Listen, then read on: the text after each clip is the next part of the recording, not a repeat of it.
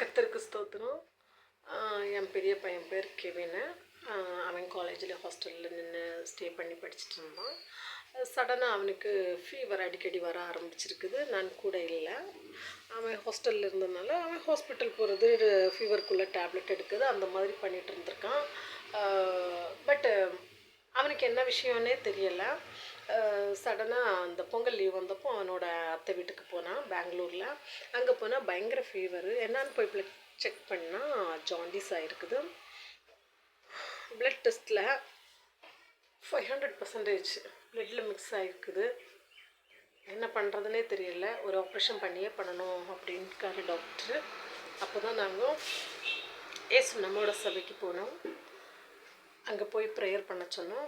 அந்த நேரம் பார்த்து ஃபாஸ்டிங் ப்ரேயர். அங்கே 3 days ஃபாஸ்டிங் ப்ரேயர் பண்ணணும். ஆப்ரேஷன் பண்ணணும்னு சொன்ன டாக்டர் ஆப்ரேஷன் பண்ண வேண்டான்ட்டாங்க. ஜாண்டிஸ் அட்டாக்கு எவ்வளவோ கம்மியாக இருக்குது. கடவுளுக்கு கர்த்தருக்கு ஸ்தோத்திரம்.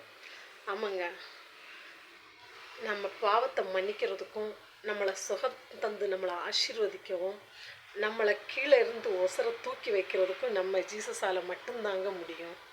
அதனால் நான் ஏசப்பாட்டை பொருத்தனை பண்ணேன். என் பையனுக்கு உடம்பு சரியாயிடுச்சுன்னா நான் கண்டிப்பாக வந்து உங்கள் ஆலயத்தில் சாட்சி சொல்லுவேன் அப்படின்னு. அப்புறம் உன் விண்ணப்பத்தை கேட்டேன், உன் கண்ணீரை கண்டேன், உன்னை சுகப்படுத்தி உன் ஆயுசை கூட்டுவேன், அந்த வசனத்தை சொல்லி சொல்லி ஜெபம் பண்ணேங்க. ஏசப்பா, நீங்கள் ஒரு துளி ரத்தம் கொடுத்தா அவனுக்கு ஜாண்டிஸ் பிளட்டில் மிக்ஸ் ஆகிருக்குது, க்யூர் ஆகிடும் ஏசப்பா. உங்கள் தழும்புகளால், உங்களுடைய காயங்களால் அவனை சுகப்படுத்துங்கன்னு சொல்லி சொல்லி ஏர்லி மார்னிங் 4 o'clock 3 o'clock அந்த மாதிரி ப்ரேயர் பண்ணேங்க. இன்றைக்கி கர்த்தருக்கு ஸ்தோத்திரம், ரொம்ப நல்லா இருக்கிறான். டாக்டர் நல்லா ரெஸ்ட் எடுக்க சொல்லியிருக்காரு. பிரியமானவங்களே, என்ன விஷயமா இருந்தாலும் சோர்ந்து போகாதீங்க, டயர்ட் ஆகாதீங்க, ஜெபம் பண்ணுங்க. கர்த்தர் கிரியை செய்வார். ஆமென்.